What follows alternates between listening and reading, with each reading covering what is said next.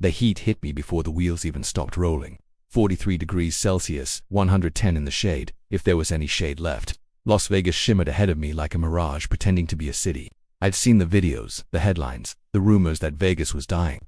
But nothing, and I mean nothing, prepares you for seeing it in person. I stepped out of the airport, and the first thing I noticed was the silence. Not total silence Vegas always hums, but the kind that sits between sounds. A strange, empty pause where crowds used to be.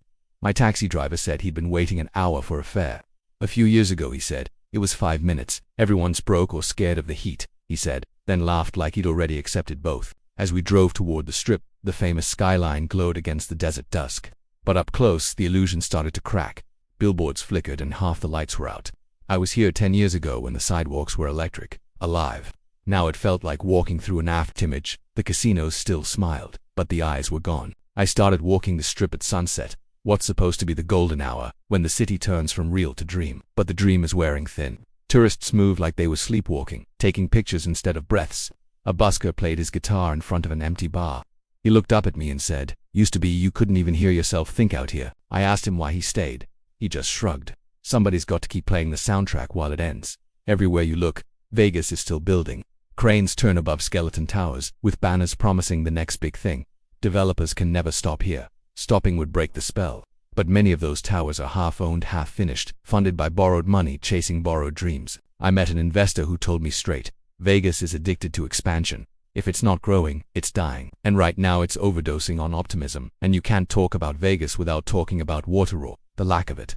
Lake Mead once glittered like a promise. Now it's a scar. The bathtub ring, those white mineral lines marking how far the water has fallen, climbs higher each year. Engineers say the city recycles almost everything, but you can't recycle what never arrives.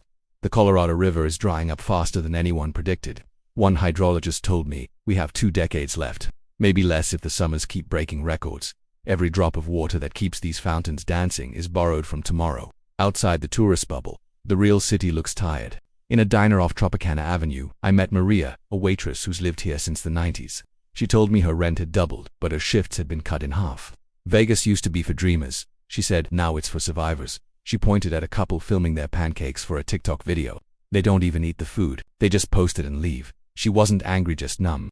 And that numbness, I realized, is the real epidemic here. By noon the next day, the asphalt shimmered like boiling water. The entire city runs on refrigeration.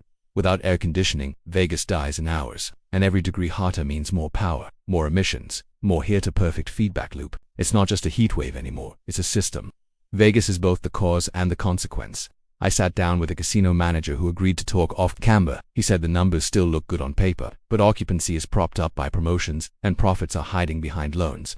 We're selling nostalgia, he said. People want to believe this place is still magic. He looked out the window at the empty tables. It's not magic anymore, it's maintenance. At midnight, I stood on a pedestrian bridge overlooking the Strip from up there. The lights still look eternal. But when you zoom in, you see the truth. Half the windows are dark. Escalators are frozen to save power. Ads are looping to no one. Vegas is performing to an empty theater, and the actors can't leave the stage. City officials talk in slogans, resilience, renaissance, reinvention. But behind closed doors, they talk about cuts to water, to power, to staff. I sat through a council meeting where they argued about fountains. One side said turning them off would save millions of gallons. The other said it would kill tourism. Nobody mentioned that both things could already be true. Vegas doesn't debate reality. It negotiates with it. Behind every luxury suite, there's a hallway nobody photographs. Narrow, fluorescent, endless. There I met the housekeepers, cooks, and maintenance crews. Most came from somewhere else, chasing jobs that used to be stable. Now, their shifts are unpredictable, replaced by algorithms that schedule humans like machines. A janitor named Andre said, when the AI tells them they don't need me anymore, they'll believe it. Right up until the toilets stop working. Even the gamblers are leaving. Online casinos offer the same adrenaline rush with none of the airfare. A marketing executive told me, people used to come here for fantasy. Now they can rent it by the minute. Vegas taught the world how to escape reality.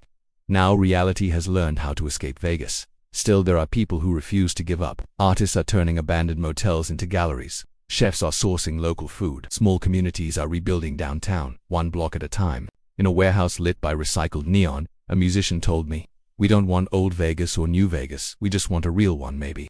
That's the only hope left, authenticity in a city built on illusion. On my last night, I stood again on that bridge over the Strip. The lights looked brighter than ever.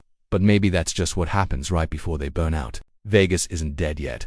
It's performing its longest, most elaborate show. And like every great illusion, you don't notice the trick ending until it's already over. I came here to see why Las Vegas is dying. What I found was a city that refuses to stop pretending. Maybe that's bravery, or maybe it's denial, or maybe here, they're the same thing. Thank you so much for watching.